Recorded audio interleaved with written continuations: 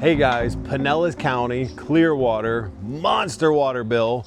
We only have one clue. I'll show you what it is. So the water meter, it's a new digital, and you can see over here, this is ticking up, 99, and then it'll click over to 0. We've already gone through the house and checked everything. No water's running in the house. We'll get the machines out. So I'm following Tyler around.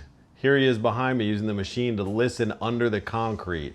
He thinks he's actually been to this house before, so he's checking where he had the last. All right, so Tyler, are you out here? Yeah, I'm over here. What's going on, man? I know you were in the garage. What happened? So listening in the garage, and it sounds really weird, and I'm pretty certain that the leak's gonna be in the wall. The machine's telling me the leak sounds like it's about right here. And you already dug this hole and you got a pipe down here? Dug it out. We got a pipe here going up into the block wall, and we have a shutoff valve in the block wall as well. What's next? We're gonna open this block wall up. You think the leak's right there? Show me where you think it is, buddy. It's gonna be about right here. Right here? All right, let's see.